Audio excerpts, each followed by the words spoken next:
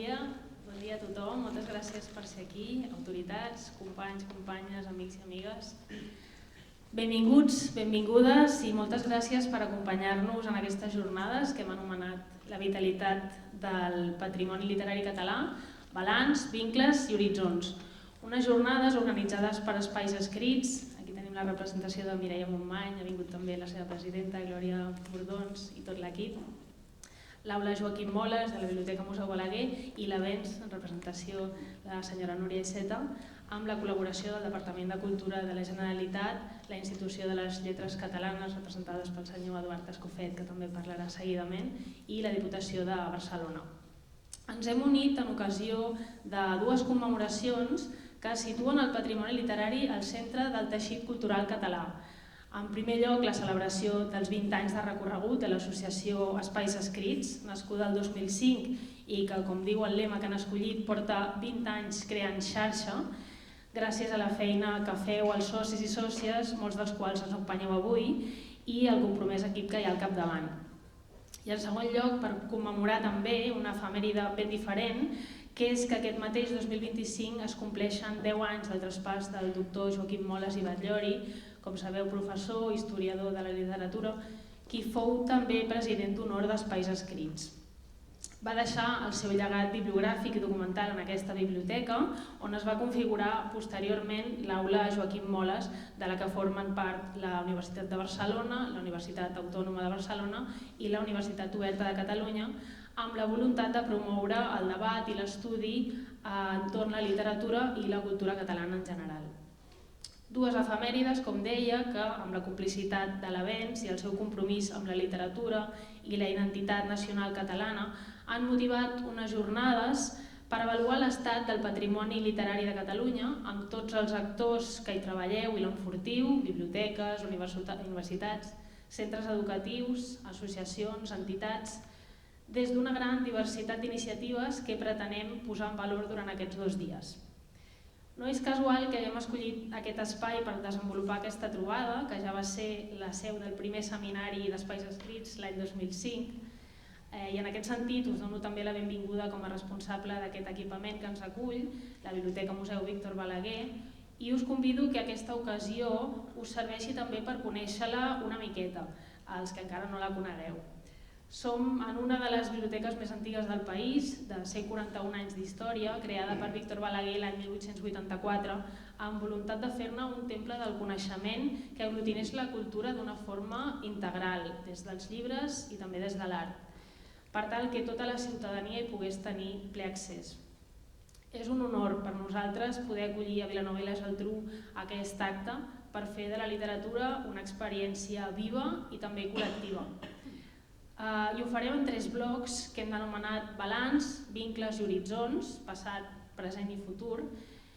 I per últim, anunciar també que mentre durin aquestes jornades podreu veure una petita mostra que hem situat aquí darrere, 2 vitrines, una mica anecdòtic, però en tot cas volíem que hi fos present, que és una petita mostra del fons documental de Joaquim Moles, concretament relativa al que va plegar sota el concepte d'altres usos de la literatura. I aquí també voldria agrair la participació del professor Jordi Sardà. Bé, no m'allargo més, sigueu molt benvinguts i que aquesta trobada sigui ben profitosa i dono pas a Eduard Escofet, director de la Institució de les Lletres Catalanes.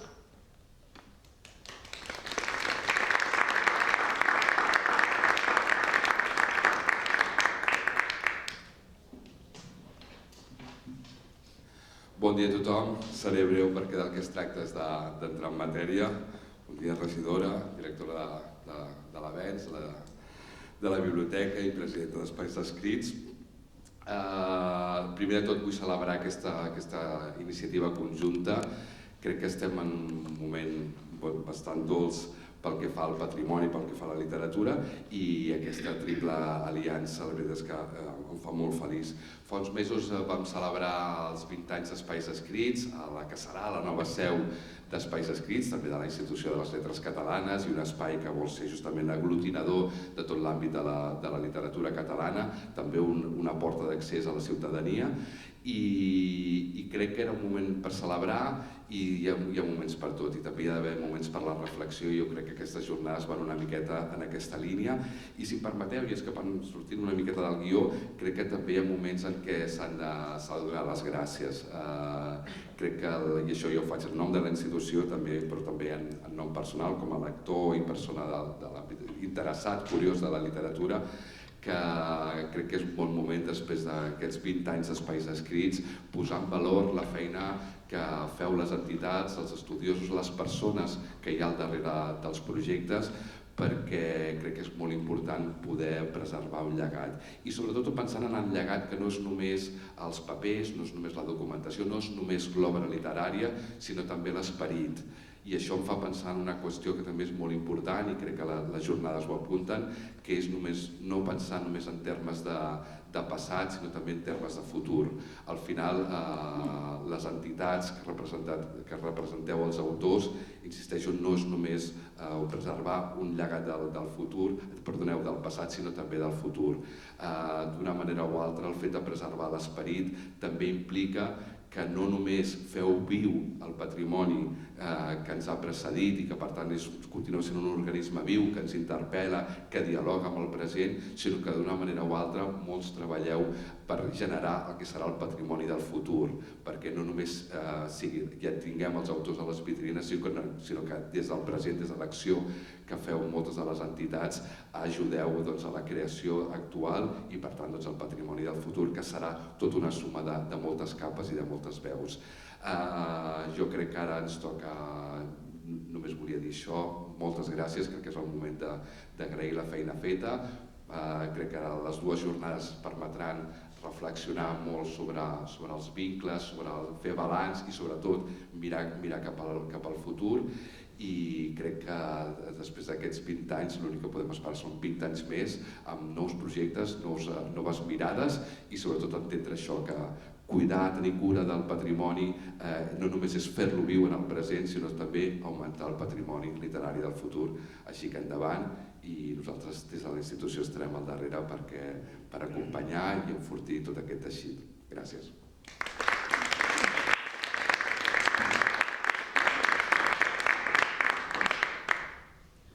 Bon dia a tothom. Ja sé que teniu moltes ganes d'escoltar la Iolanda, però la institució també hi ha de ser. Soc la Eva Bolaño, la regidora de Cultura i Llengua.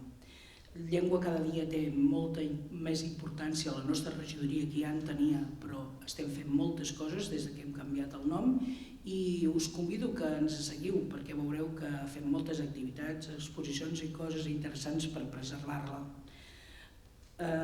Benvinguts a Vilanova i la Geltrú, que és una ciutat amb llarga tradició literària i cultural i que avui s'honora d'acollir aquest acte dedicat a la vitalitat del patrimoni literari català. Avui apleguem aquí tots els agents que feu possible que la literatura catalana, la d'ahir, la d'avui i la de demà, continuï viva i fecunda. Biblioteques, centres educatius, editorials, investigadors, equipaments culturals, creadors, associacions i clubs de lectura i sobretot la ciutadania que dona sentit a tota aquesta feina. Aquest és un espai per reconèixer un ecosistema literari potent, divers i profund, que existeix gràcies al treball constant de molta gent, sovint invisible, que preserva la nostra memòria literària i la fa arribar a cada generació amb llenguatge viu i proper.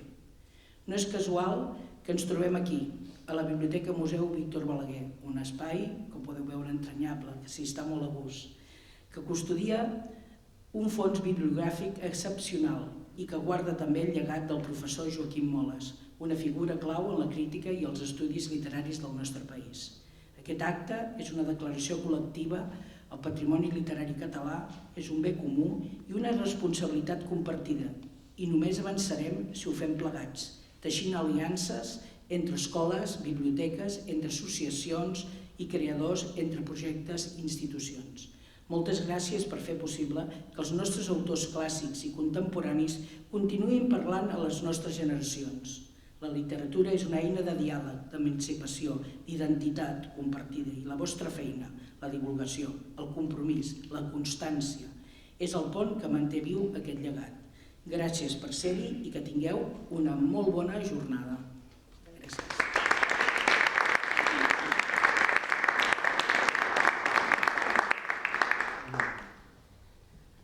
ponència inaugural d'aquesta jornada ve de lluny i és a càrrec de Yolanda Ogando. És llicenciada en Filologia Hispànica i doctora en Filologia Gallega per la Universitat de Santiago de Compostela. És professora titular de l'àrea de Filologies Gallega i Portuguesa de la Universitat d'Extremadura i és també coordinadora del grup d'investigació SILEM, Lenguas y Culturas en la Europa Moderna, Discurso e Identidad. Ella ens presentarà el projecte d'investigació que codirigeix sobre el paisatge postliterari i la concepció de la base de dades Branding de Canon. Benvinguda, Yolanda.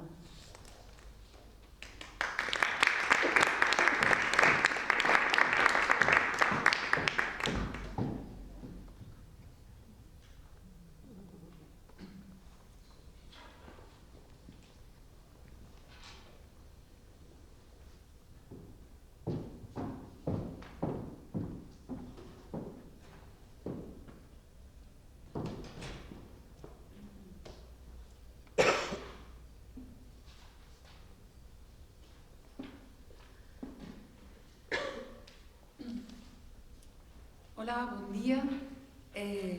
Antes de nada quiero comenzar pidiendo disculpas por no poder hacer mi presentación en catalán. Como podréis haber más o menos deducido por la presentación de Laia, que agradezco mucho, soy gallega, soy especialista en estudios gallegos y portugueses y reconozco que me gusta muchísimo cuando alguien se esfuerza por hablar mi lengua, el gallego. Sin embargo, incluso habiéndolo intentado con una transcripción fonética de las primeras líneas del saludo, tipo los discursos del Papa, ¿no? Que los lleva con una transcripción fonética, mi sensación era que le daba muchísimas patadas, así que he empezado directamente en castellano, pero lo hago reconociendo que es una falta, un demérito y que es algo que debo suplir. A lo mejor cuando me jubile encuentro algún hueco, pero bueno, espero que sea incluso antes. Dicho esto, debo iniciar mi presentación agradeciendo a Spice Scrits, a Laura Joaquín Molas y a Lavens por la invitación a abrir estas jornadas de reflexión sobre la vitalidad del patrimonio literario catalán. Me siento particularmente honrada e impresionada, no solo por este increíble para hacer una presentación, por esta, vamos a decir, y por este momento inaugural de la jornada, sino también por la oportunidad de poder asistir a todas las jornadas y aprender sobre el trabajo que estáis haciendo y aprovechar las reflexiones que surgirán aquí para seguir mejorando las líneas de investigación que desarrollamos en nuestro equipo de investigación. Gracias especiales a Mireia y a Laia por estos meses de gestión y por su extremada amabilidad durante todo este tiempo. Bien, pues comienzo ya. Como os ha comentado Laia, mi presentación de hoy se centra en el concepto de paisaje literario y a partir del mismo, de las formas de entender el patrimonio desde lo que denominamos en nuestro proyecto de investigación como condición postliteraria. Mi intervención, os decía, es deudora, por lo tanto, de ese proyecto de investigación que, como veréis ahí en el título, consideramos ahora la nave nodriza, el origen de una serie de líneas de trabajo alrededor del canon, la mediación y el branding que intentábamos detectar o analizar en los sistemas literarios de las lenguas ibéricas. Ya sé que esta cuestión de ibérico, no ibérico, peninsulares, no peninsulares puede ser compleja, pero no entrábamos tanto por ahí, aunque no dejábamos de tener alguna conciencia de esta cuestión. Y esta imagen, en parte de la diapositiva que tenéis ahí, os pone ya en contacto con la idea que teníamos respecto a la persistencia de la literatura a través de objetos que encontrábamos en el espacio público. Y es que, en efecto, partíamos de una constatación ya constante en nuestras ya largas trayectorias, porque vamos peinando canas, y tanto mis compañeros de teoría y literatura comparada como las compañeras que trabajábamos en la docencia de lenguas y literaturas, especialmente en ámbitos alófonos, en las lenguas extranjeras, nos dábamos cuenta de que existen una serie de mantras, también de realidades, o sea, no son mantras totalmente falsos, pero bueno, hay una parte también casi estereotípica que nos llevarían a la conclusión de que hay una falta de relevancia social y también científica de la literatura. Son varias las voces teóricas, de hecho, seguramente las conoceréis mejor incluso que yo, que en las últimas décadas alertan sobre una supuesta muerte de la literatura, algo que veíamos acompañado, y en esto yo lo veía todos los días en las aulas, con una cierta falta de interés que se producía en el ámbito docente. Y si esto ocurría, disculpad, de alguna manera, antes hablaba con Roger, comentaba él algo parecido a lo que creo que voy a decir yo ahora, convivíamos con académicos encerrados en sus despachos, añorando una supuesta edad de oro de la literatura que se habría perdido, y por otro lado, con alumnos en las clases que cada vez que entrábamos para dar una clase de literatura nos miraban con cara escéptica, un poco diciendo, bueno, ¿y para qué? Mis alumnos de portugués todos los días me encontraba con aquella cara. ¿Para qué quiero yo saber sobre literatura en portugués si lo que voy a ser es profesor de lengua? Y nunca en mi vida voy a usar la literatura ni a dar una clase de literatura. ¿Por qué he de estudiar literatura? Pero nuestra percepción, somos así de cabezotas, pues no coincidía. No coincidía con las supuestas razones que justificarían el desinterés que mostraban nuestros alumnos, pero tampoco coincidían con esa idea, esa percepción de muerte o de crisis de la que se quejaban, ¿no? Constantemente algunos de nuestros compañeros. Y es que estas personas que estábamos trabajando en estas líneas, estos compañeros que ya trabajábamos en estas líneas, nos dábamos cuenta de que hay veíamos una serie de patrones literarios, porque tenían origen en la literatura, asociados a determinadas culturas que circulaban de diferentes maneras, expresiones idiomáticas, referencias culturales, que eran esenciales, nos dábamos cuenta, para los actos comunicativos de las lenguas y de las culturas meta que se estaban estudiando.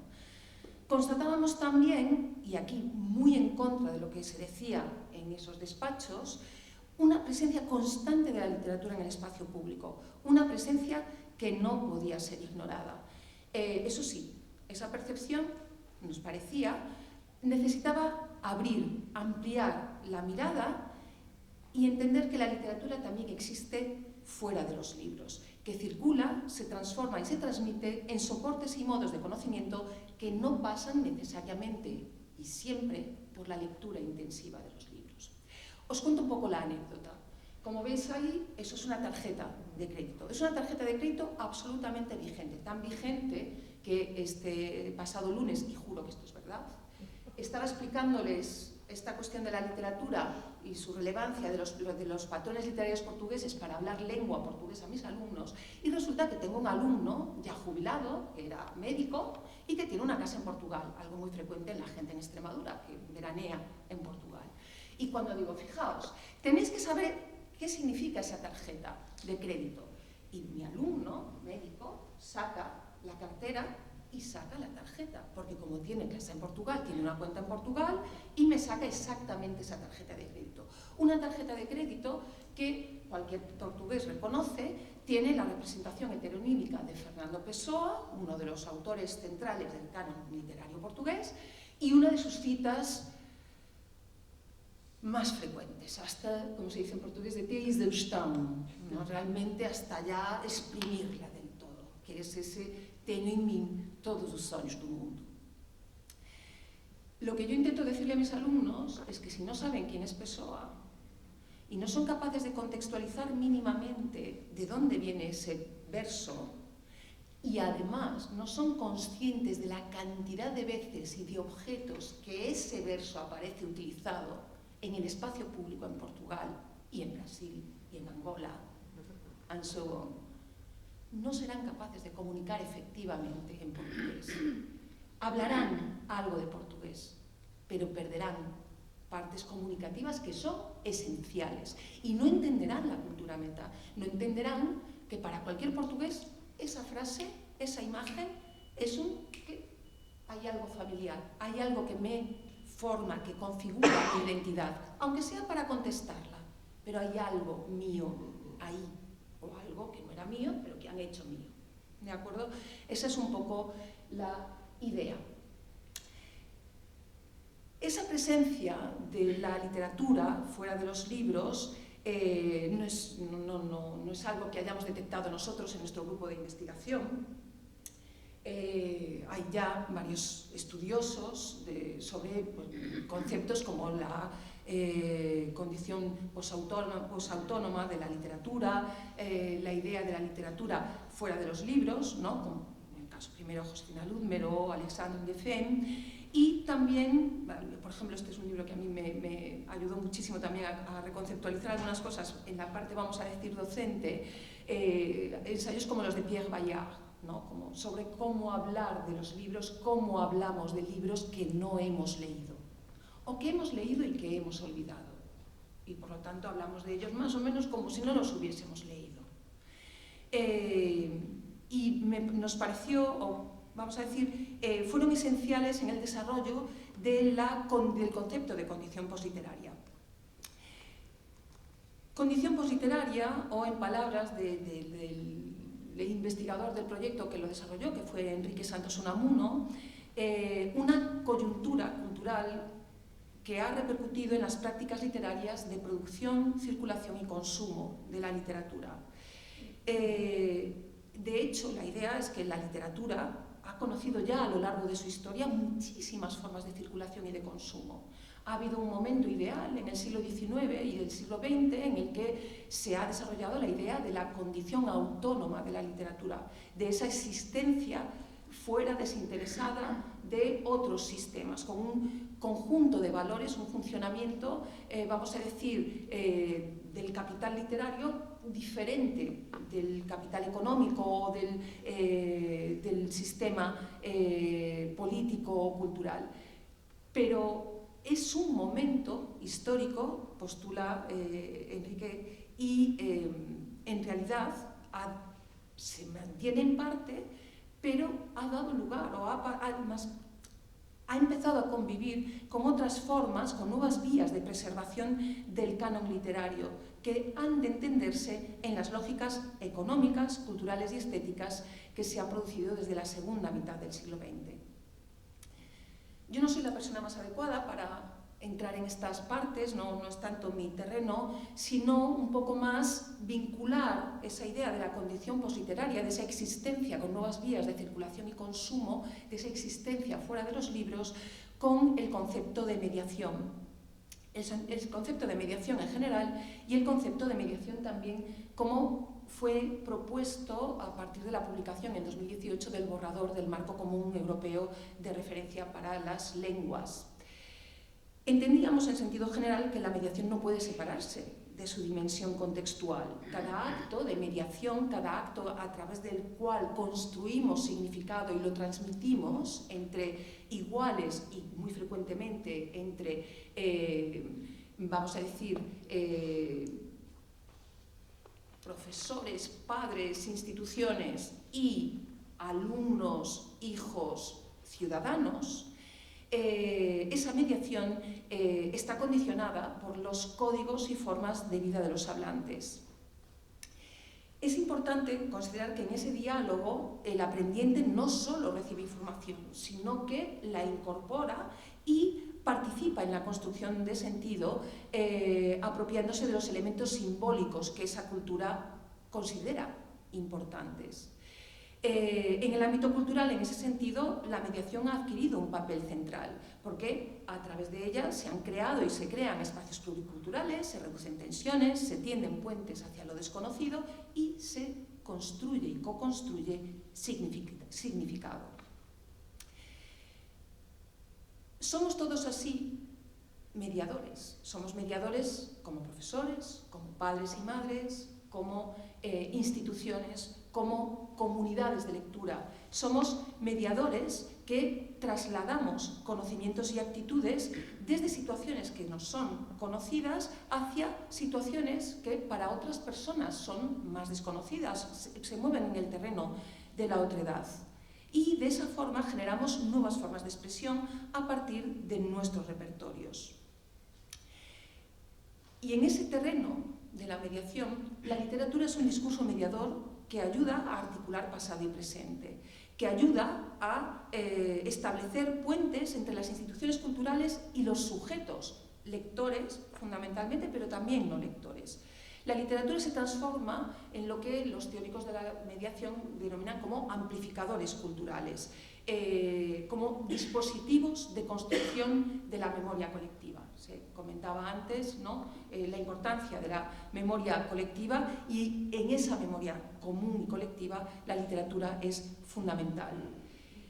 Porque esa memoria colectiva se construye a través de prismas mediadores, perspectivas, objetos que seleccionan las instituciones y la sociedad en general, y que, como decía antes, transforman esa comunicación en una acción social situada. En este enfoque son claves dos nociones: la de remediación, la idea de que todo proceso de mediación es una mediación en diálogo que se construye ya en relación a representaciones anteriores a través de un conjunto de patrones de representación, y por otro lado el concepto de paisaje literario. O al revés, como tengo que decir, cómo vamos a llegar al principio por el final. Porque en realidad en nuestro proyecto no partimos del concepto de paisaje literario. Partíamos de la constatación, como veremos ahora, de que hay una serie de patrones de representación.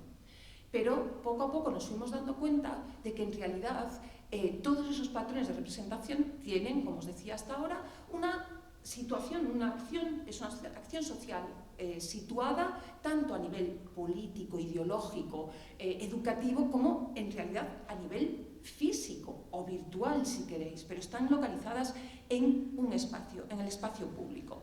De ahí que un poco a partir de nuestro conocimiento de las teorías sobre lo que se denomina paisaje lingüístico, llegásemos al concepto de paisaje literario. Y debo decir aquí, y es creo muy pertinente que diga en este contexto, que aclare que nuestro concepto de paisaje literario no es el concepto de paisaje literario que se utiliza en el turismo. Lo conocemos, pero creemos que el paisaje literario de carácter turístico es de hecho una parte del paisaje literario en general. Si entendemos que el paisaje lingüístico es el conjunto de representaciones discursivas que aparecen en la esfera pública, de la misma manera podemos entender que el paisaje literario no solo es el del turismo, sino todo aquel conjunto de signos, como os digo ahí, que están relacionados con el campo literario, producidos por diversos agentes, dirigidos a diversos públicos y en todo tipo de soportes y formatos que circulan en la esfera pública, que nos rodean todos los días. Y ahí están tanto espacios turísticos como otros que no lo son. Disculpad, voy un momento atrás. Esa imagen, por ejemplo, es un supermercado. ¿De acuerdo? Si conocéis Lisboa, debajo de la Praça de Campo Pequeno hay una galería subterránea que acaba en un supermercado, o Pingo Doce. Y allá voy yo un día tranquilamente y entro y me encuentro en la entrada ese cartel, ¿de acuerdo? El Leonor vai à fonte, que cualquier portugués, haya o no leído intensamente a Camões, sabe que hace referencia a una cantiga, a un mote de una cantiga, un mote medieval de una cantiga que posteriormente Camões reutiliza en su cantiga y que es famosísima en Portugal. Descalça vai para a fonte, Leonor pela verdura. Y en este caso, el Leonor vai à fonte pelo ambiente, porque lo que están haciendo es publicitar una marca de agua que o Pingo Doce sacaba en ese momento con garrafas, con botellas sustentáveis. Lo interesante es que esto era un supermercado, esto era un acto comunicativo, publicitario, real, en un ambiente muy específico que nada tiene que ver con el turismo. Esto no estaba destinado a los turistas. Esto estaba destinado a portugueses. Pero cualquier portugués reconocía que ahí hay algo más que simplemente compren nuestras botellas de agua. Y eso es lo que, por un lado, intento decirle a mis alumnos que deben entender si son hablantes de portugués, pero al mismo tiempo eso es, en nuestra opinión, paisaje literario, porque son formas de circulación y de transmisión de esos patrones de representación de los que os hablaba ahora, que proceden del campo literario. Como el paisaje, como el paisaje lingüístico, esos, como os decía, agentes, soportes y modalidades son múltiples. Pueden ser productores privados o institucionales o públicos, pueden ser espacios fijos o pueden ser móviles, pueden ser exteriores como interiores y, por supuesto, pueden ser físicos en general o virtuales. Hago aquí una primera selección, pero Marcelo sabe, lo hemos ido recogiendo en la base de datos, se ve en parte en el catálogo en el libro catálogo que hemos editado al final del proyecto. Hay muchísimos recursos de este tipo, ¿de acuerdo? Y en algunos casos son turísticos, como los relativos a Hambo, ¿no?, que tienen claramente una finalidad turística, pero hay otros que no son turísticos, como la venta de la mantita de invierno con Pride and Prejudice, ¿no?, de Jane Austen, que no tiene nada de turístico, o sí, bueno, no quiere decir que un turista no fuese ya cerrado a la tienda de Super Británico en Sevilla, ¿no?, que tenía mucho además de imitación de Downing Street 10, así, hacía mucho de ese juego, pero en todo caso era un consumo mucho más allá del turismo. De todas maneras, si el paisaje turístico puede quedar incorporado, el paisaje lingüístico tampoco da cuenta propiamente del paisaje literario tal como nosotros lo entendemos. Porque podría decirse, sí, es todo paisaje lingüístico y el paisaje literario es una sección, ¿no? Tenemos el paisaje lingüístico, dentro del paisaje literario y dentro del literario el turístico. Y no, el paisaje literario, turístico o no, comparte características como veíamos, pero al mismo tiempo se aleja, porque tiene un nivel de planificación normalmente considerablemente mayor, porque se configura como un mecanismo de mediación mucho más consciente, que configura y que al mismo tiempo refleja los diversos regímenes de preservación canónica de la literatura y las finalidades que estos regímenes tienen. Y esos regímenes, postulados también por Enrique Santos Unamuno, son el de sacralización, banalización y venalización.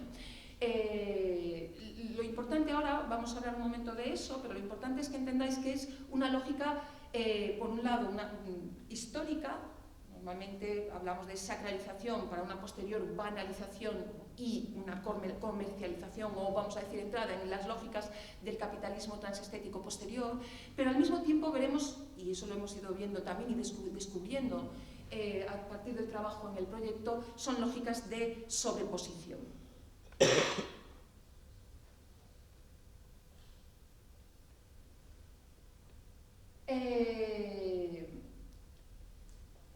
Ahora que conozco este espacio, me da, o sea, no debería haber, no necesitaría ninguna diapositiva para hablar de espacios sacralizadores, ¿de acuerdo?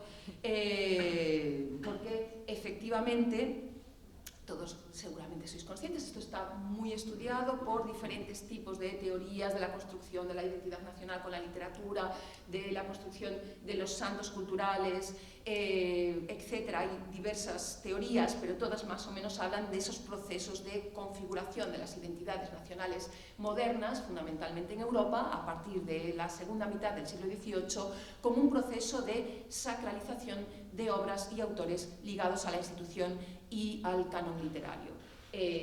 Canon y sacralización, y además luego me han contado que aquí había una tríada, ¿no?, que era Cervantes, Dante y Calderón. Calderón, que además, como sabemos, tuvo un proceso de sacralización y no triunfante, también muy interesante. Bueno, son teorías realmente muy interesantes para aprender sobre las épocas en las que esos momentos fueron construidos. Y bueno, aquí tenéis algunos casos mayores, por supuesto, vamos a decir,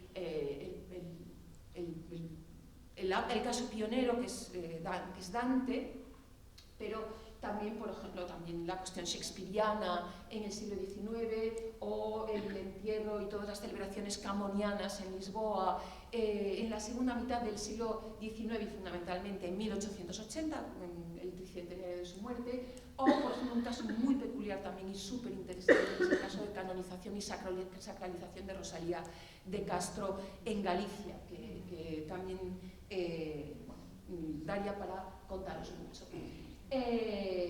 Nada que por supuesto no conozcáis aquí, me da reparo hablar delante de Carmen de estas cosas, así que yo no voy a comentar, simplemente porque es un proceso que de hecho se repite, que son patrones también del proceso de sacralización, que se repiten también en muchísimas comunidades nacionales y sistemas literarios en proceso de afirmación.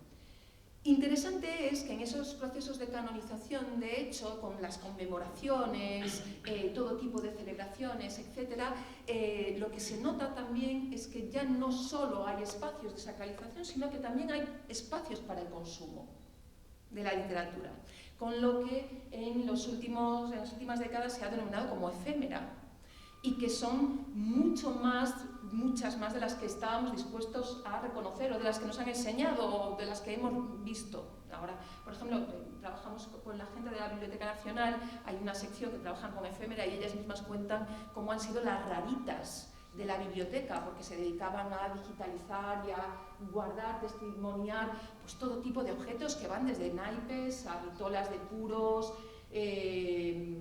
abanicos, objetos muy diversos que circulaban y que servían no solo para reafirmar esa sacralización, sino para entrar en el que denominamos proceso de banalización. Banalización, que quiere decir tornar natural, tornar banal en el sentido de común.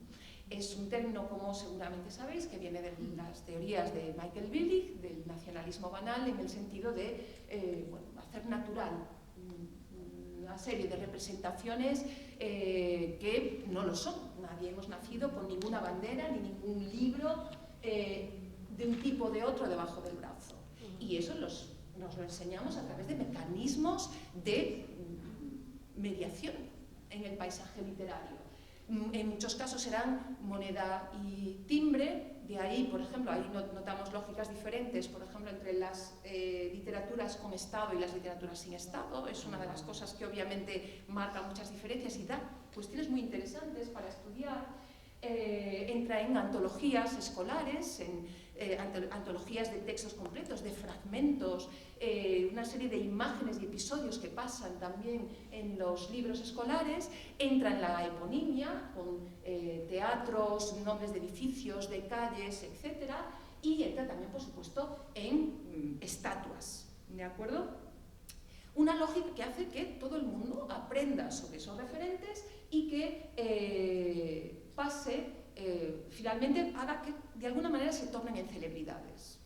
Todo el mundo, haya leído o no, sabe quién conoce el Quijote, o a Jacint Verdaguer, o a Rosalía de Castro en Galicia. Ayer se lo comentaba en la Universidad de Barcelona a las alumnas. Yo no he nacido con Rosalía de Castro debajo del brazo, ni mis padres tampoco.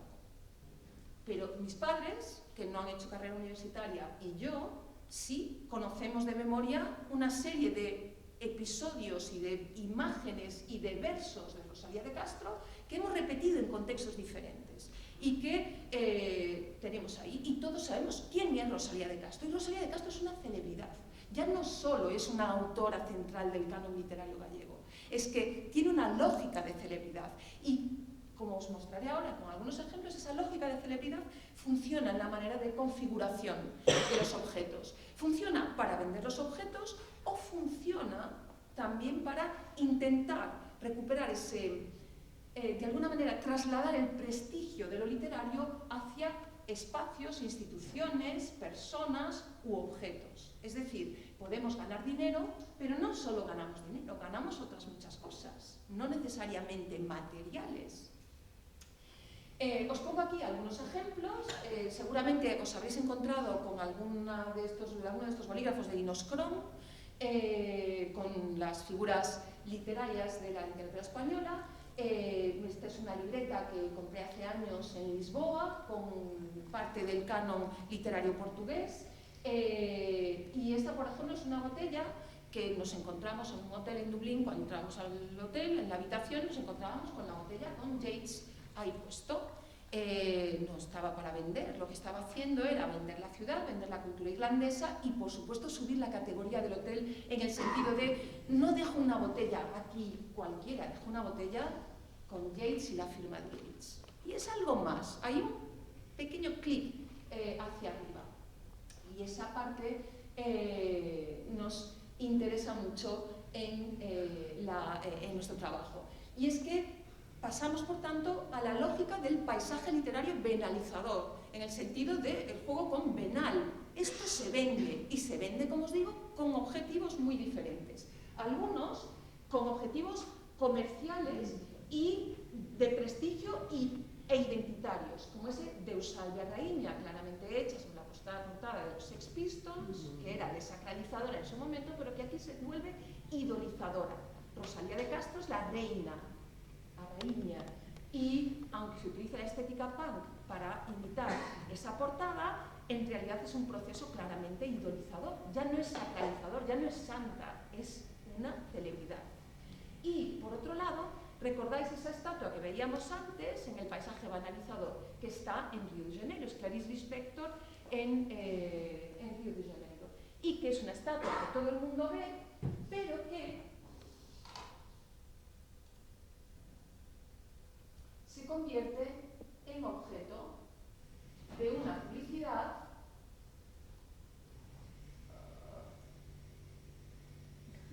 de Dove, de la crema, ¿de acuerdo? Fijaos, Clarice Lispector guarda su apariencia. Además, es que Clarice Lispector es el sumum de lo cool, de lo más cool, en el sentido, hay figuras autoriales que son cool. Lorca, Kafka, son algunas de ellas. Rosalía es bastante, no tanto como, claro, es anterior, es más decimonónica, vamos a decir, que Clarice, pero Clarice Lispector es espectacularmente cool. Y claro, se vende una crema para la piel retomando una parte del paisaje, remediación, la mediación de la mediación, ¿de acuerdo? Utilizamos, perdona. Bueno, soy muy teatrera, en general me oís todavía, ¿no? Sí. Yo tiendo a proyectar bastante, como soy profesora, luego yo, Bernardo sabe, acabo moviéndome un poco por toda la sala, pero sí, intentaré mantenerme más en el... también por la cámara, es verdad. Se puede sacar el intro, ¿eh? Vale. Uy, ya me veo aquí muy estrella. Rock and roll. Totalmente celere. Bueno, a ver, porque está... Bien, estábamos en el final, el paisaje literario, y vamos a la cuestión de las estrategias. Lo que vemos ahí, esos patrones de representación, es que hemos, y eso se postulaba ya en el inicio de nuestro proyecto, ese paisaje literario se construye a través de lo que se denominan estrategias, estilos y modos postliterarios. Estrategias, o lo que en el catálogo Enrique denomina como transformaciones sustantivas, son las formas, la operación que hacemos para cortar y para mediar, sintetizar, amplificar, transformar el objeto, ¿de acuerdo? Podemos hacer logos con los autores, podemos hacer figuración, representaciones de esos autores que no son simplemente representaciones como fotografías o reproducciones de retratos, sino que normalmente, como iremos viendo también con algún otro ejemplo, tienden a tener significados añadidos, ¿de acuerdo? Ahí tenéis, por ejemplo, a Joyce en un tatuaje. La cantidad de tatuajes de carácter literario, tenemos una compañera, Ana Belén, que los estudia en el proyecto y es espectacular. Hay tatuajes de casi cualquier autor literario y en casi cualquier parte del cuerpo. Increíble. Tenemos esloganizaciones, es decir, la transformación de títulos o de versos, fragmentos, citas en eslóganes que con mucha frecuencia se utilizan en la publicidad y a veces en otro tipo de mensajes, como ese Mude seu clima, mude-se as vontades, que está versionando un verso de Camões, mudanse os tempos, mudanse as vontades, que es muy utilizado, cambian los tiempos, cambian las voluntades, y se utiliza también, es otro de esos que se utilizan para todo y algo más, y en este caso para una protesta estudiantil por el cambio climático, ¿no? En protección del medio ambiente. Tenemos también lo que denominamos como transcripción ritual, es decir, textos que ya no son eslóganes para utilizar en un mensaje rápido, sino textos que se recitan o se repiten de manera completa, no tanto para que sean leídos. Si habéis pasado por el metro de Madrid seguramente habéis visto la reproducción integral de Fortunata y Jacinta en la estación Ríos Rosas, o la del Quijote en la estación de Plaza de España, que obviamente no están destinadas a ser leídas, sino a reafirmar cánones nacionales, identidades nacionales, pero también a conferir esa parte de prestigio que la literatura da a determinados espacios. Tenemos otras estrategias, como la eponimia. La eponimia es un fenómeno lingüístico de alargo, pero en algunos casos es puramente literario. Y ya no solo por la utilización de adjetivos como dantesco o kafkiano en nuestro lenguaje habitual, sino porque hay muchísimos lugares que cogen su nombre de figuras literarias. Ayer les comentaba en esta conferencia que daba sobre literatura brasileña, bueno, literaturas en lengua portuguesa con alguna ESO de literatura brasileña, que la cantidad de escolas Machado de Assis en Brasil es increíble. Hay escolas Machado de Assis por todo Brasil, ¿de acuerdo? Que son formas también de preservación del canon literario. Tenemos reenactment, es decir, representaciones ritualizadas a partir de episodios de la biografía de un autor o autora. Algunos, por ejemplo, son los de las visitas teatralizadas en la Casa Rosalía de Castro. Hay uno súper típico que es la representación del episodio del Paraninfo del 12 de octubre del 36 con Miguel de Unamuno, con el venceréis o no convenceréis, que a su vez es un eslogan también utilizado hasta la saciedad. Y es bueno, pues otro tipo también de representación de transmisión específica de estrategia posliteraria, y uno que a mí, por ejemplo, me gusta muchísimo en la medida en que voy reconociendo esos episodios, es lo que denominamos framing a partir de la idea de frame, de aquellas películas, de las cintas, ¿no?, de grabación de las películas que eran hechas en frames, y se trata de extraer y congelar un episodio que puede ser de la ficción, como el del Quijote y los molinos, o el de Hamlet con Yorick, o puede ser de la vida de un autor. En el caso camoniano, por ejemplo, uno de los episodios típicos es cuando salvó a los Lusíadas, brazo en alto, después de un naufragio nadando, ¿no?, para salvarse, pero más que salvarse él, salvaba a los Lusíadas. Y ese episodio con el brazo en alto es algo que se repite también en todo tipo desde memes y chistes a, por supuesto, hasta portadas de periódico, ¿de acuerdo? Que hablan de cultura y colocan a un Camões, por ejemplo, con un iPod y un libro de otro tipo, pero en todo caso, salvando la cultura del año, brazo en alto. Bueno, pues esa repetición es también constante. No puedo mostraros, y de hecho es uno de nuestros problemas, que yo traería y estaría aquí todo el día mostrándoos la cantidad de episodios, de fragmentos en los que aparece esto, todo tipo de cosas. Es absolutamente increíble y muy divertido, por otra parte. Bueno, se hacen transformaciones con lo que denominamos estilos posliterarios. Disculpad la errata. Estas dos categorías, estilos y la posterior, modos, son un poco más resbaladizas, porque los estilos son difíciles de definir, y más en un momento de explosión de los estilos y de una mezcla absolutamente total de esos estilos, pero bueno, por una cuestión operativa hablamos, por ejemplo, de estilos más cercanos a la vanguardia, como los que tenéis ahí arriba, un estilo cute que se utiliza con mucha frecuencia en la reutilización, en la representación, en la figuración transformada de los autores, que puede ser de Jane Austen en estilo cute. Ahí tenéis un peluche de Louis de Camões, esa mano que se ve ahí cogiéndolo es la mía, porque estaba en una tienda para y también estaba el peluche de Pessoa, un Funko de Pessoa, bueno, hay muchísimos también. Pueden ser representaciones más clásicas, más clásico-académicas, como esa postal de un hotel en París, o la representación a partir de las cantigas medievales en un graffiti en Vigo. Puede ser un estilo cool, fijaos ese Dante, yo he visto pocas veces a Dante tan cool como ahí, está increíble, vamos, es absolutamente genial. Para anunciar una lectura Dantis, que es una de esas recitaciones rituales, además importantísima en la cultura italiana, la lectura Dantis. Pero veis que no es una lectura Dantis con nuestro Dante ahí colocado con los laureles, no más, es mucho más, de alguna manera, up to date. Bueno, tenemos otros estilos también muy interesantes, como el estilo pop. Fijaos otra vez Clarice Lispector, que es una mina en este sentido, porque es tan cool, pues da para muchas cosas.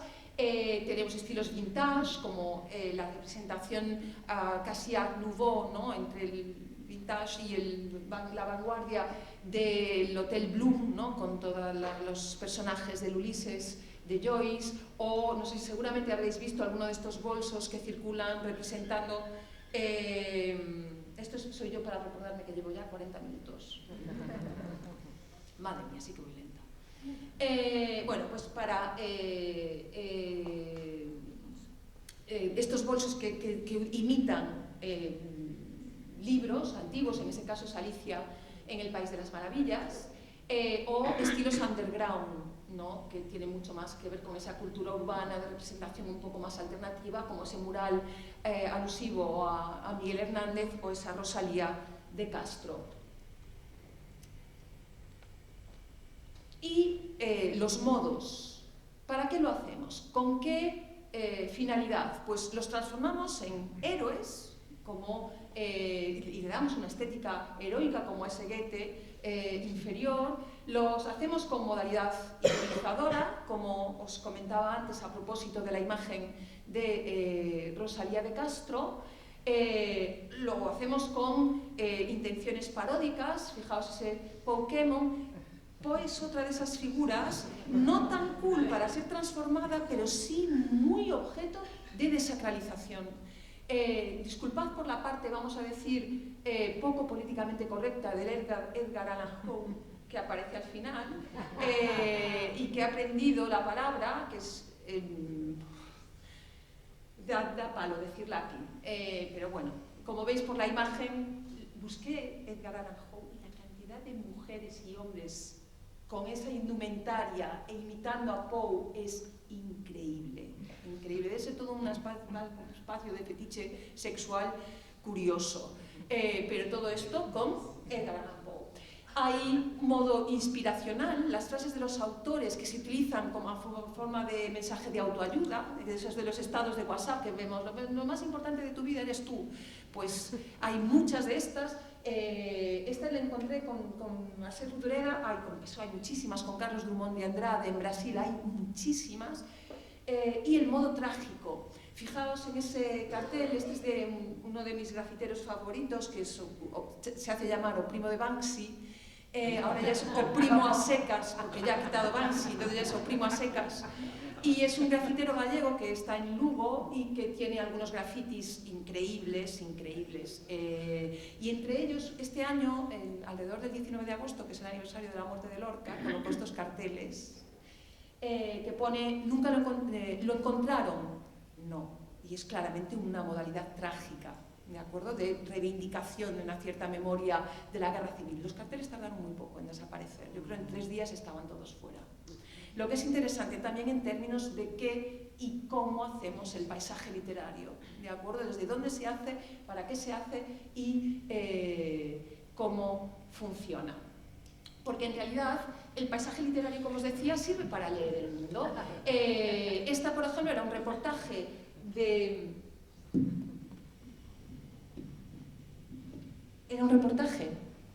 un semanario Visão, que es uno de los semanarios más importantes en Portugal, y fijaos el tipo de figuración que hace en la portada. con Camões fumándose un porro, que es claramente una lógica no tan desacralizadora como de reclamo publicitario, porque cuando pasabas por la calle y veías la portada, de repente decías, madre mía, si es que no es como poner un peta ahí puesto, no es un peta, es Camões fumándose un peta. Y eso es mucho más reclamo que otras formas de representación. Tenemos otras como esta que os comentaba de la figura de Lorca, que es ese no me encontraron, y tenía que dar aquí.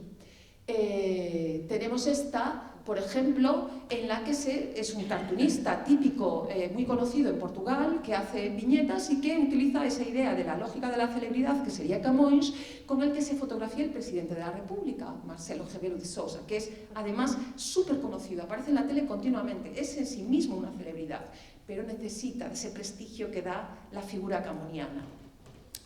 Y no me detengo ya porque voy muy lenta, pero porque tengo que acabar. 15 minutos tengo. ¡Oh! ¡Oh, qué bien! Vale, vale. Uy, qué bien. Esto no me suele pasar. Ay, ahora no doy. ¿Dónde he dejado el mando? Aquí. Fijaos ahora en esta representación. Esta la he conocido, Bernat me escuchó ayer decirlo, preparando esta presentación ayer con literatura brasileña. Este es Machado de Assis, que es uno de los autores centrales del canon literario en portugués, pero brasileño, ya no de origen portugués. Y hay todo un debate sobre el proceso de blanqueamiento de Machado de Assis, que era hijo de un señor negro y de una inmigrante portuguesa, pero que era fundamentalmente negro. Y sin embargo el proceso de blanqueamiento en la transmisión de la figura ha sido bastante constante. De tal manera que en un momento hacen una publicidad de este banco brasileño y fijaos cómo aparece el anuncio. Pensar no futuro é algo tão importante que até os imortais fazem isso. Y lo veis, es un señor completamente Conhecido blanco. como o bruxo do Cosme Velho, Machado de Assis foi o fundador e o primeiro presidente da Academia Brasileira de Letras. E o universo da gente. El episodio sigue, ¿no? De acuerdo, llega allí, quiere dejar dinero, luego dicen que se acuerda del banco hasta en su testamento porque habla de que tiene dinero en el banco, no sé qué. Y este es el Brasil que construimos entre todos los brasileños. Y le faltaba decir blancos. Tal fue la polémica que el banco se vio obligado a rehacer el anuncio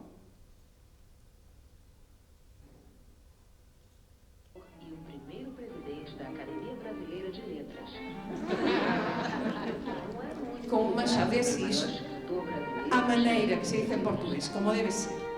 ¿De acuerdo? Y tal, fijaos. Si consigo salir de aquí. La primera vez que te quedaste sin palabras. Ahí estoy. De tal manera que, fijaos, se ha convertido en todo un icono de reivindicación de la parte racial de la construcción cultural brasileña. Esta imagen, bueno, todos los que conocíamos el retrato de Machado de Assis, encontrarnos este Machado afro, ¿no? Es absolutamente increíble, pero fijaos, forma parte de esa reivindicación, ¿no? racial del Brasil, que es mestizo, que es negro y que se ha construido sobre una cultura de esclavitud y de, bueno, no linda en general. Pero ese paisaje literario también ayuda a entender y a comprender esas cosas. Bueno, voy aquí y estoy ya así ahora llegando a la recta final. Tengo el mando conmigo. Vale. Hicimos todo esto, decidimos que había que recogerlo porque teníamos la sensación de que la parte en el momento que tuviésemos muchas manifestaciones, ese aumento, ese salto cuantitativo nos permitiría dar un salto cualitativo. Cuantos más recursos tuviésemos, más y mejor podríamos entender cómo esas estrategias, modos y estilos, o cómo esa configuración del paisaje literario estructura el mundo. Siempre tuvimos la idea de que eran capas que se sobreponían y en la que se unían esas estrategias, estilos y modos con las diferentes fuentes. Y con ello diseñamos una base de datos, Branding de Canon. Esta captura es de ayer y está aquí Karma, que ha sido de las últimas en subir materiales. Esta base se inició con un sistema cerrado en el que participábamos solo los 14 investigadores del proyecto, luego se sumaron otros 3 asociados a un proyecto de transferencia del que ahora os voy a hablar. Empezó en otoño de 2023 y se diseñó ya con el sistema FAIR, de datos, findable, accessible, interoperable and reusable, es decir, de lógica commons, ¿no? De transmisión del conocimiento. Pero aquí suelo hacer esta comparación con las medusas, porque yo no sé vosotros, pero yo hace 2 años utilizaba mucho una aplicación que había de un equipo de investigación de la Universidad Politécnica de Valencia que se dedicaba a rastrear los avistamientos de medusas en las playas, en la costa de la península ibérica. Y yo lo usaba mucho para saber si ir o no a la playa en un determinado lado de Galicia con mi hijo, porque si había 70 medusas avistadas, buena gana tenía yo de ir a pisar medusas. Bien, un poco la idea es que esa medusa, esa aplicación no la hacía el equipo investigador, que no podía estar por toda la costa peninsular recogiendo los avistamientos, sino que lo hacía la gente en general, que fotografiaba, localizaba y transmitía esos datos, de manera que la aplicación se podía actualizar. Bien, pues nuestra idea con el paisaje literario es que funciona un poco con esta lógica. El paisaje literario, como espero ya que vayáis intuyendo, y seguramente lo sabéis por vuestra propia experiencia, es inmanes, hay muchísimas cosas. Y los 14 investigadores del proyecto de investigación, o incluso los 3 que sumamos luego, no seríamos capaces de recoger todas esas medusaturas que teníamos en el paisaje. De manera que nos decidimos a solicitar hacer un proyecto de ciencia ciudadana para la contribución por parte del público en general, con un proyecto que pedimos a la Fundación Española de Ciencia y la Tecnología para poder transformar la base en una plataforma de ciencia ciudadana, en la que cualquier persona, cualquier ciudadano o ciudadana interesado o interesada pudiese ya no solo ver, sino también contribuir con recursos. Esto nos ha llevado a un trabajo muy intenso, fue increíble que nos dicen el proyecto, desde las humanidades no estábamos así tan a la espera de que nos lo diesen, pero nos lo concedieron, lo transformamos y hemos generado muchísimos materiales, manuales, videotutoriales que hemos elaborado y publicado en YouTube. Hemos hecho materiales de carácter didáctico para pasar a profesores o para utilizar nosotras mismas en presentaciones con alumnos de secundaria o de escuela de idiomas. Hemos hecho todo tipo de presentaciones, todos los miembros del equipo, parecíamos que íbamos con el baúl de la Piquer, porque nos hemos movido por muchísimos lugares, todos. Aquí tenéis diversos carteles, este por ejemplo es de Marseille, ¿no? Que también estaba en las Islas Baleares, estaban haciendo también divulgación de posliteratura y paisaje literario de literatura catalana. Hemos hecho hasta un taller de tatús temporales con autores literarios. Entonces diseñamos, además los hicimos con una empresa de Tarrasa que hace unos tatús fantásticos. Diseñamos o cogimos firmas o diseñamos algunos logos e imágenes con ChatGPT, las transformamos en imágenes, pasamos eso a la empresa que nos hizo los tatús temporales e hicimos un taller en la noche de los investigadores. Tengo que decir, yo que era un poco escéptica porque soy así, como dice mi marido, muy siesa, muy sosa y muy así, increíble. Los chavales de 16, 17 años entrando por el sitio por el centro, ¿no? Diciendo, ¿cuál es el taller de los tatús? No, yo quiero ponerme en tatú. Luego, si sabían o no sabían quién era el autor, era lo de menos. Lo importante era, en muchos casos, ponerse el tatú literario aquí, en el puño, bien puesto, o como veis uno que se lleva la firma de Fernando Pessoa ahí encima del pezón, ni más ni menos. Fue un auténtico éxito y de hecho tenemos previsto ya repetirlo porque nos lo han pedido en más sitios, porque efectivamente ha sido también una manera de mediación con los alumnos que ha funcionado muy bien. Y de hecho tuvimos un tercer nivel de aplicabilidad, en parte relacionado con esto, pero no tanto, que tuvimos el año pasado y tenemos este año un proyecto de innovación docente, en el que en asignaturas del máster de profesorado, los grados de portugués, inglés, francés y en el de inglés de la Complutense, porque tenemos una colaboradora de la Universidad Complutense, hicimos actividades diversas para llevar el paisaje literario a las diversas asignaturas, de literatura, pero también de lengua o de fundamentos del currículum, que es lo que yo doy en el MUFPES allí en Extremadura. Y también funcionó muy bien, tuvimos una buena cantidad de participantes y muchísimos resultados. De tal manera que 2 años más tarde hemos llegado a 578 usuarios, estamos cerca de los 2.000 recursos y hemos conseguido ampliar territorios en ese mapeamiento y sistemas literarios. Ya no solo tenemos, claro, sistemas ibéricos, que era por donde empezábamos, sino que ahora ya la gente pues sube lo que tiene, que es normal. Y vamos teniendo muchísimas más colaboraciones. Y tengo que decir, no he podido, Marcé, no he podido, Bernat, no he podido por menos, tengo que decirlo. Tanto ha sido así y tanto ha funcionado nuestro proyecto, disculpad porque yo no suelo ser así tan eso, pero es que realmente estamos muy emocionadas porque nos nominaron, esta semana supimos que nos habían nominado en la categoría de divulgación de los premios IPFest, que es un premio que se hace a nivel estatal, que luego tiene celebraciones en cada comunidad autónoma. Se hicieron ayer por la tarde. Nuestro proyecto quedó seleccionado entre los finalistas de la categoría no de humanidades, sino de divulgación en general. Y no es este, disculpad, esto lo tengo que hacer con esto. Y ganamos. Hemos ganado un premio de divulgación y estamos emocionadísimos. Aquí están Bernat y Marcé, que han colaborado, y de alguna manera muchas otras personas como Carmen que han colaborado, porque todo esto son estos materiales, el catálogo que hemos hecho. Pero era una manera de cerrar, disculpad la presunción, pero era una manera de decir que el paisaje literario y este concepto de entender la literatura fuera de los libros también ayuda a entender que el paisaje literario es una manera de vitalidad del patrimonio literario, que es una manera de demostrar esa presencia constante. Es una manera, si me dejáis, lo leo porque tenía aquí más escrito para ser más estructurado y ya es lo final, del final.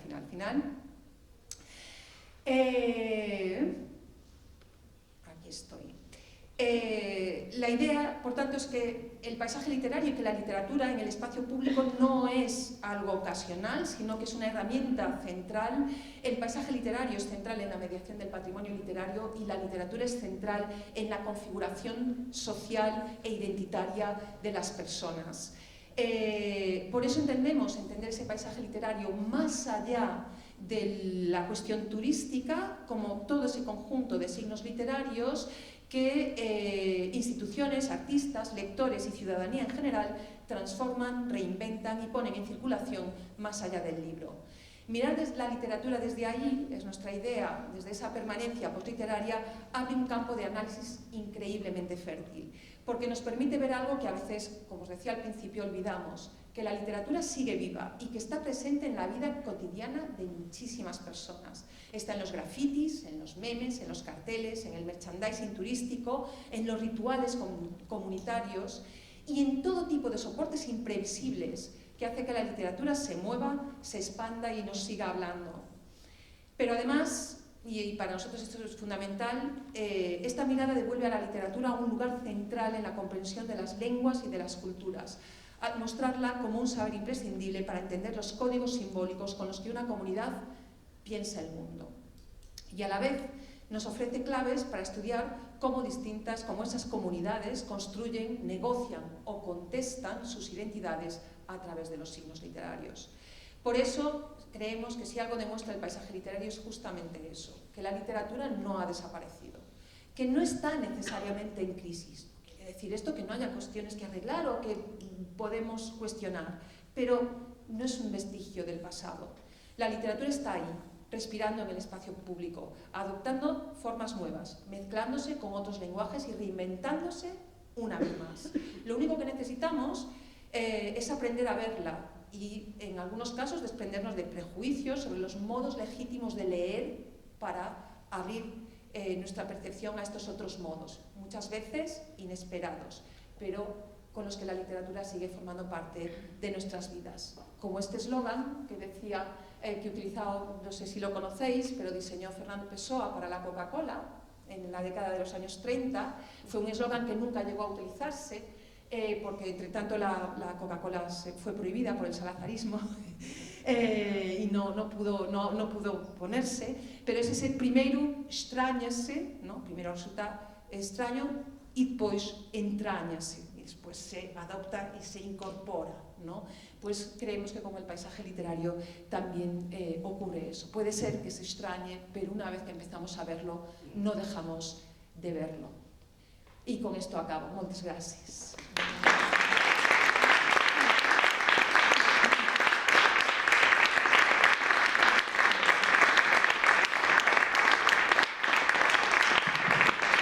Muchísimas gracias, Yolanda, y felicidades por la presentación, de verdad. Tenim ara 15 minutets de torn de paraula. Si entre el públic hi ha comentaris que vulgueu fer, observacions, preguntes, hi ha 15 minutets abans de la pausa, així que us animo a aixequeu la mà si algú que vulgui parlar.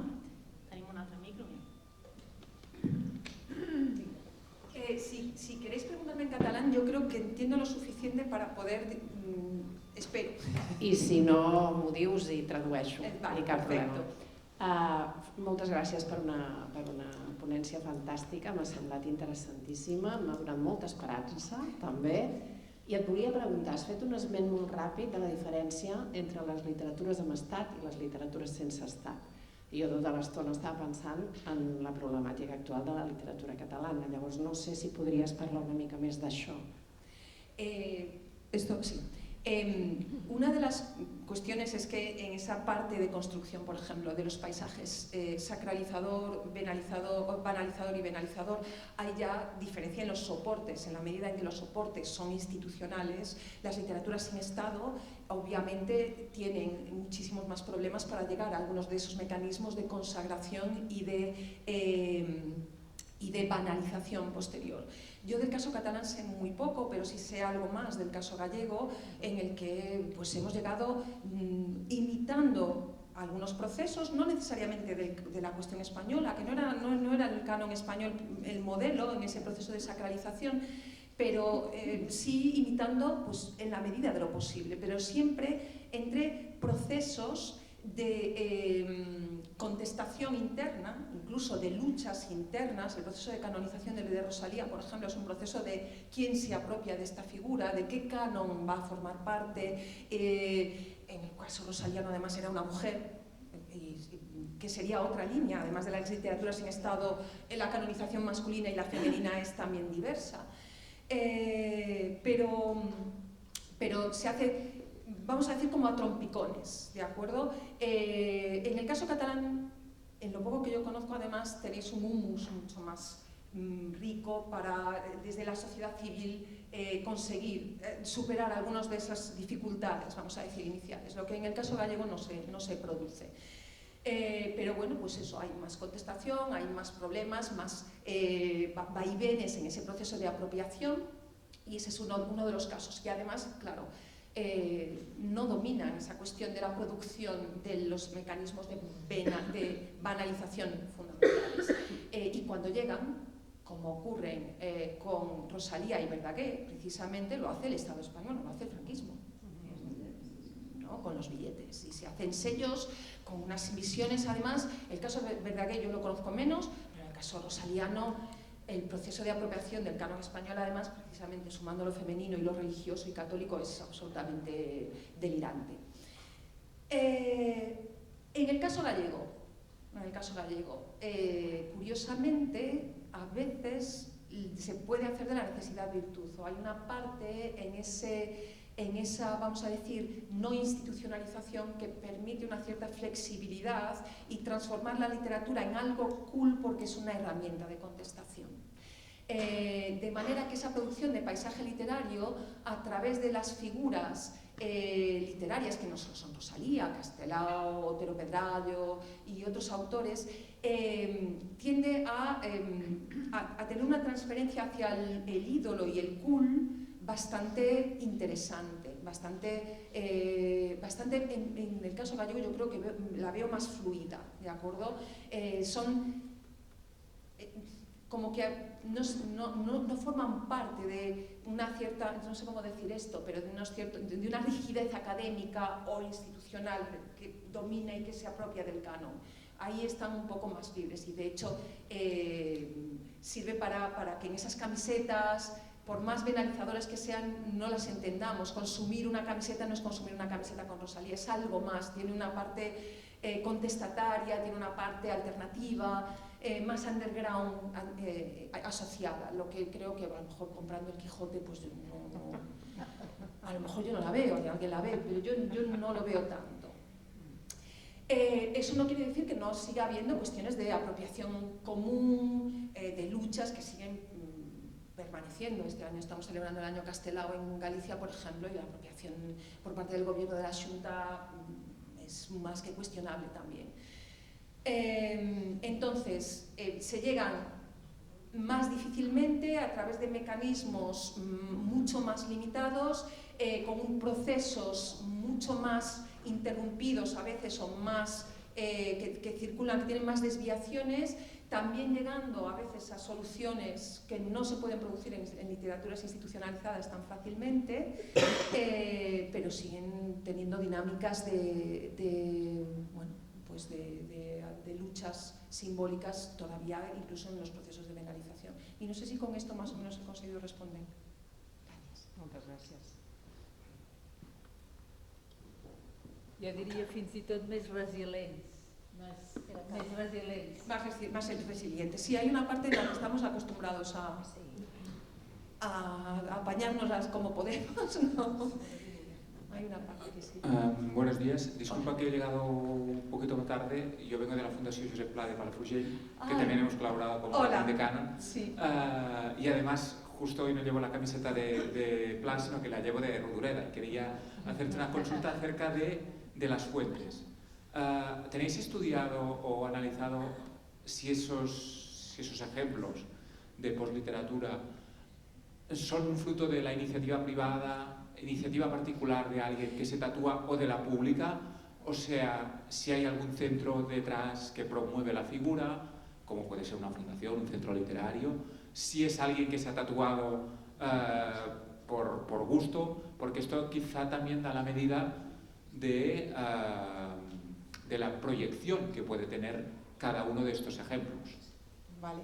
Sí, aquí, porque además tengo dos compañeros teóricos del proyecto, así que si quieren completar lo que yo diga, yo encantada. Pero sí, hay una parte, nos queda investigar, ¿de acuerdo? Porque llevamos trabajando 3 años, pero lo que hemos visto es que esto es realmente un territorio muy amplio y que cuanto más estudiemos, seguramente más cuestionamientos haremos de nuestras propias teorías y de los resultados a los que vamos llegando inicialmente. Pero sí, la verdad es que hay, vamos a decir, varios factores que se conjugan. Por un lado, la lógica de la entrada la lógica del capitalismo y del branding en la promoción de los estados y de los estados marca y de las instituciones, que adoptan las lógicas del capitalismo, no solo ya las culturales, sino las del capitalismo para promover sus propios productos. Los estados se han convertido en estados marca. Venden su imagen a través de procesos de branding y de publicidad que se aparece pues, a la de cualquier otra empresa o multinacional, en algunas lógicas. De manera que institucionalmente las fundaciones estáis haciendo un trabajo excelente, de hecho también de búsqueda de esos lenguajes compartidos con la sociedad, en la que pues, se hace todo tipo de objetos y de transformaciones a través de estrategias, estilos y modos en diferentes soportes y buscando diferentes cuestiones que ya no solo son lecturas teatralizadas, que podrían ser como más entenderse como más adecuadas para ese contexto, sino que va pues eso, con todo un merchandising asociado a la figura del autor y que puede promover el Instituto Cervantes o el Instituto Camões o la Xunta de Galicia o la Casa Museo Rosalía de Castro o la Casa Pessoa. Si vais, seguramente habéis visitado la Casa Fernando Pessoa y el bajo es toda una tienda cargada de objetos, además súper bonitos, hay que decir en general, y que te dan ganas de salir con todo para tu casa y es institucional.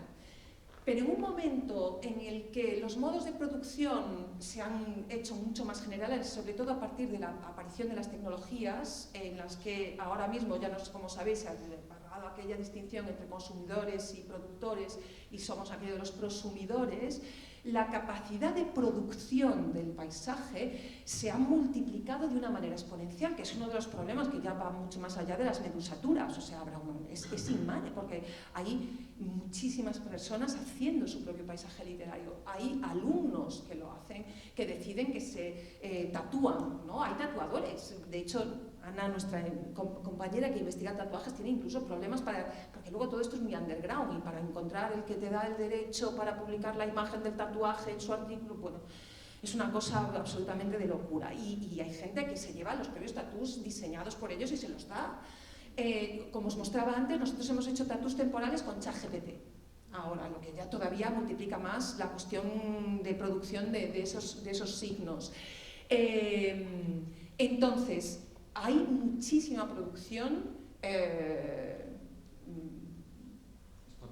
claro, ¿no? Bottom up, de abajo arriba.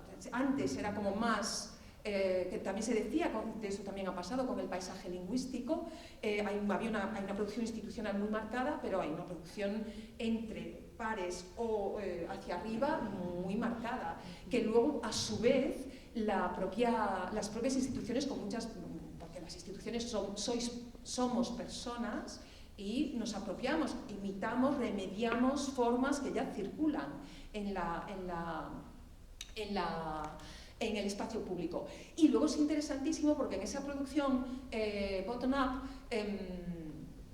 hay empresas haciendo chapas, camisetas, con muchos mensajes de carácter lingüístico, citas lingüísticas de todo tipo, pero muchísimas citas literarias, algunas más cómicas, otras más cool, de muchísimos caracteres, y de hecho un poco lo reflejamos en el libro catálogo, en la monografía, porque realmente hay muchas producciones de ese tipo. Hay ya, por ejemplo, tenéis un caso aquí de un profesor catalán, ayer hablábamos precisamente en la comida después de la charla, que yo lo conocí porque apareció en la contraportada de La Vanguardia, cuando estuvimos en Mallorca, salió en esos días en La Vanguardia, un profesor que se tatúa todo tipo de citas literarias para motivar a sus alumnos, y está completamente tatuado, es una cosa absolutamente portentosa. Pero hay muchísimas producciones de profesores, por ejemplo, a través de las redes sociales. Dime el nombre de la gente que hace memes que tuvisteis en la jornada de literatura. Exactamente. Estamos con ese tipo de producción, ¿no? De pequeñas historias de la literatura en memes, y en todos los sistemas, en Portugal, en Brasil, en Galicia, en profesores de literatura española que están produciendo eso. Entonces, ahora mismo cuantitativamente es mucho más la de la gente en general, porque son muchos más, pero las lógicas de ese tipo también están incorporadas a las instituciones. No sé si he conseguido... Sí, en Cataluña hay una empresa que se llama Insensats que va produciendo camisetas de autores, de muchísimos autores, y lo más interesante es que sea una iniciativa privada que quiere, o sea, es una gente que tiene su trabajo, que en su tiempo libre, pero que está pensada para hacer dinero, sí, para que salgan las cuentas a partir de la literatura. Claro. Y en este sentido en Portugal, por ejemplo, seguramente habéis conocido la librería Bertrand, que son librerías así, es una franquicia, bueno, tiene aquello de librería de aquella manera, y una de las grandes secciones que tienen ahora en su página web y también en la tienda es merchandising literario, y venden las cajitas para regalar el libro con la cita literaria arriba y dentro y el logo, y venden todo tipo de objetos, jabones, cajas, o sea, muchas cosas que ya no son libros, pero que ayudan también en ese comercio de la propia librería. Y que yo he regalado también, ayer lo comentaba en la charla y lo comento todas las veces. No es lo mismo regalar una lata de sardinas que regalar una lata de sardinas envuelta o en una cajita en la que aparecen 3 o 4 autores portugueses. Yo no regalaría nunca una lata de sardinas, pero una lata de sardinas con la cajita, bueno, y con esto diría un jabón o muchas cosas de este tipo que no regalaría, pero que regalaría si tienen un packaging que suma lo cool de lo literario. Y funciona, funciona y mucho. Y bueno, os he visto, como digo siempre, you name it. O sea, me decís cualquier objeto y lo hay. Desde ropa interior a cuestiones de fetiche sexual, como veíamos antes, desde jabones a cuchillos, a limas de uñas con logos del canon literario portugués. Limas de uñas, llevándote con Camões y Pessoa y este Quirós. Estem just en el límit del temps per sortir a fer una pausa. Vale, intento enrotllar-me menos. Fem potser l'última pregunta. Hi ha un parell, molt ràpides. Moltes gràcies. La meva és molt fàcil de contestar, crec, i molt ràpida. Parlem de llengua, parlem de literatura, parlem, ara deies, d'aquests objectes que regalaria si té un plus perquè té un text literari, però hem escollit un nom en anglès del projecte.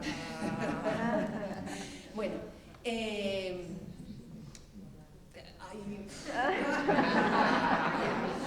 primero, el branding lo solemos usar como, el término hemos adoptado el inglés, yo creo, ¿no? Como las técnicas de branding. Entonces, era una de las ideas. Canon está ya, bueno, es más eso. Y había una parte aquí en la que Enrique y yo, como IPES, siempre nos hemos sentido un poco culpables por usar sobre todo el castellano en un proyecto en el que aunábamos las diferentes lenguas peninsulares, pero claro, no podía ser solo portugués y castellano, no podíamos hacer todo en todas las lenguas, en todos los casos. Entonces, en algún caso hemos derivado de imperial a imperial. Para ponernos imperiales nos ponemos en serio y nos vamos a poner imperiales, de verdad, con el inglés. Luego está la parte internacional de los proyectos, en la de divulgación también, pero vamos, tiene mucho que ver con el juego, con el branding. Ahora hemos hecho muchos carteles y muchas cosas en las que pues, está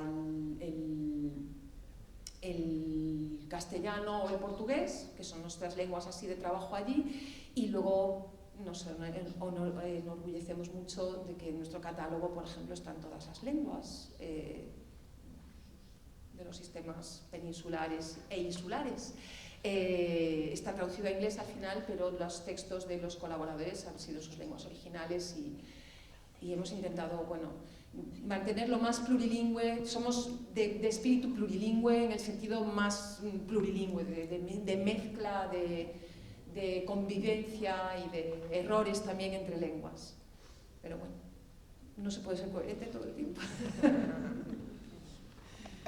Bueno, jo el meu és més aviat un comentari a partir de la pregunta que s'ha fet abans, i és pregunta i comentari alhora, perquè veig que potser no s'ha parlat gaire a la presentació, però crec que diguéssim internet té molt a veure amb tot això. O sigui, jo que he viscut en Facebook des de gairebé sempre, jo he notat que molts d'aquests personatges de cop i volta són rellevants gràcies a les xarxes socials i a la cultura d'internet. O sigui, crec que la cultura d'internet és una realitat. I és veritat que primer tens aquesta part institucional que et ven algunes figures, però després internet te n'agafa d'altres. Un cas per mi molt predilecte, que no és de les lletres però és de les arts visuals, és la Frida Kahlo, per exemple. O sigui, apareix gràcies a xarxes socials com Facebook o Tumblr, que és encara més nicho dintre d'internet, però que se la va agafar i es va fer com la deessa de Tumblr, era Frida Kahlo. I a partir d'aquí van aparèixer totes aquestes empreses privades petites a fer totes aquestes samarretes i fer tot això, i després les institucions han agafat això. Llavors penso que és un tema superinteressant, dono les gràcies també per la presentació, perquè penso que nosaltres com a institucions hi ha tot un recorregut històric d'agafar figures, però penso que no hem d'oblidar que tot això també es fa molt més gros gràcies a internet i que moltes d'aquestes figures, moltes d'elles també de dones, apareixen per internet. En el cas de la literatura jo penso que hi ha una comunitat super friki fan de Jane Austen i és a internet, o Virginia Woolf, per exemple, que això apareixen després influencers literàries i en Mercè Rodoreda jo crec que és el cas català predilecte, que aquestes influencers apareixen perquè estan a internet. O sigui, llavors és com, ara ha arribat un punt en el que internet i les institucions ens donem la mà i a més les institucions volem semblar-nos a internet moltes vegades. Però penso que és interessant també, com tu has dit abans, que apareixen des de baix, però que sense, jo crec, les xarxes socials, molts d'aquests paisatges literaris ara mateix no existirien, aquestes figures seguirien una mica abandonades, penso, era una mica el comentari.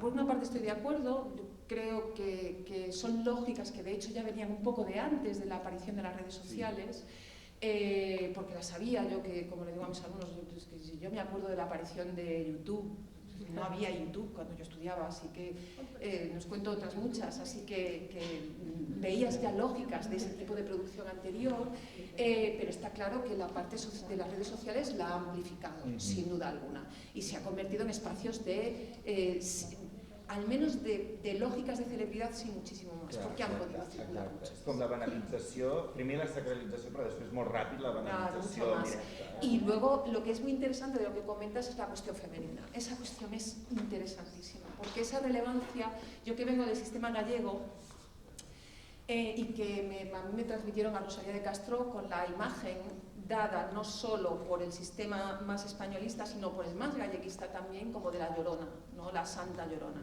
Y a mí me pareció una figura, pues, esta señora, que me interesa una señora Llorona. Y fue algo que circulaba ahí, como la santiña, qué buena, qué madre de todos los gallegos y todo, que generacionalmente a muchas mujeres no nos interesó, pero que luego llegaron otras mujeres, un poco más jóvenes que yo, y reconvirtieron. Y de repente todos hemos descubierto, Rosalía, como Mercè Rodoreda, yo creo, como muchas otras figuras, que había ahí, de hecho, mucho más de lo que durante muchas partes la sanción canonizadora nos transmitió. Y esa transformación, en el caso rosaliano, y no por casualidad, este es otra vez primo de Banksy, ahora primo a secas, que hizo este graffiti, como veis, hablando de esa idea, de que es la celebridad, pero es también el empoderamiento, y que ha pasado muchísimo por figuras femeninas, en el caso portugués también, en el caso brasileño, con autoras además, no solo algunas ya más presentes, sino reivindicaciones y relecturas de figuras como Clarice Lispector, sino de figuras más desconocidas como Cora Coralina, o el caso de Jane Austen es otro, que es transformarla y decir no. Y frente a algunas, porque esto a veces son herejías, que cómo vas a poner a Jane Austen en una novela policíaca siendo una mujer fuerte y haciendo no sé qué, o en un juego de mesa, ¿no? Y esa parte femenina es otra de las grandes áreas también abiertas en términos posliterarios, no solo que también de estudios del género, sino de estudios del género con la condición posliteraria. Y es muy interesante también, sí, muy interesante. Molt bé, doncs potser deixem-ho aquí. Moltíssimes gràcies, Yolanda, gràcies a tots. Tenim ara una pausa